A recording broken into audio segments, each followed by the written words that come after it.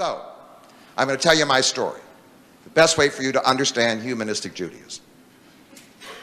I was born in a problematic city. At one time, it was the great industrial capital of the world. I'll use the name Detroit. Our industry is now collapsing, but that's another issue I don't want to go into. And I was born into the world of Judaism. I didn't choose it. In the womb, they didn't come to me with a little, what would you like to be, ideologically? Well, are you a Sartrean, a Deweyite? I fell out of a Jewish womb. Do you understand?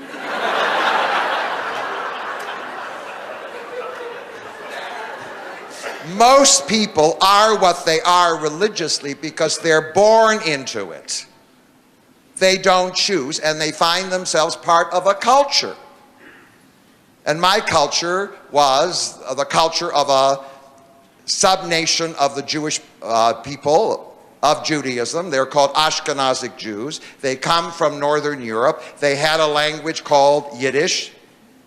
And they had all the foods of Northern Europe. They're just wonderful. Onions, beets, carrots, cabbage. No, it's culture. Do you understand culture? And so there they were, and I was born into this culture. And I must tell you, my parents belonged to a synagogue, a conservative synagogue. Did they ever sit around and have a discussion about God? We talked about anti-Semitism and Jewish survival, whatever. We never talked about God. Jews didn't sit around talking about God. They were secularized. Even my immigrant parents, they came to America. Took 2 weeks, Ellis Island, Lower East Side, Detroit. So, I grew up in a Jewish world in which the issues were Adolf Hitler, not God. They were this worldly issues. And I grew up in this conservative synagogue, the ideology of which I did not agree with. But I didn't have nasty experiences. I had Jewish holidays and I loved them because they brought the family together. Do you know that? And they connected me to my ancestors, and I felt pretty good about that. One of the things it gave me was a deep sense of roots and connection, a larger family to which I belong. I mean, we can all say we all belong to the human family, but that's pretty big. I used to have these friends who loved humanity in general but couldn't talk to their mother. Anyways.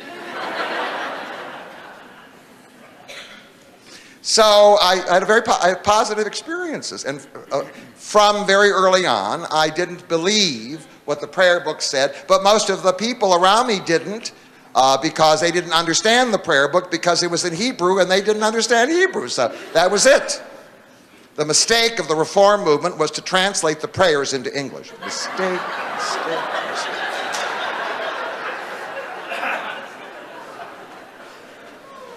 So I had these positive experiences, and what certainly was the thing for my humanism was something called the Holocaust. How could you believe in a kind and loving manager of the world? I mean, the only conclusion you could reach is if there is a God, he is either one of two things. He is either cruel or incompetent. If he's cruel, he's lost his moral authority, and if he's incompetent, why do you want to bother with it? So, finished. Well, then I would look for a profession. I majored in philosophy at the University of Michigan. I wanted to do something in philosophy and with my Jewish cultural identity. I had a culture. The religion wasn't the main part of my culture, as in many respects it isn't even the main part of Christian culture in Europe certainly, and in most parts of North America except the Deep South. So I chose the rabbinate. And when I got there, I found that half the students who were there were closet humanists. Vocabulary of worship. It did not fit what I believed or where I was, so it became intolerable. I could have done what most of the closet humanists who went to seminary with me did, and what is now at the heart of liberal religion, which is denounced by Sam Harris and Richard Dawkins. I could have simply taken the word God and made it mean what it doesn't mean. It's easy.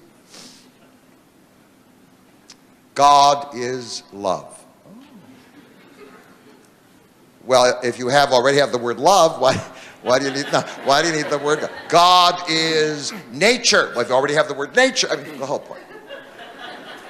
That is, we desperately want to hang on to the word that seems to confer authority. So separation from that word is for many people a traumatic thing. It's a vocabulary thing, and ultimately I was liberated, and so I wasn't going to stay in the Reform rabbinate. So I went out and I organized a congregation that became the first congregation of what we call humanistic Judaism.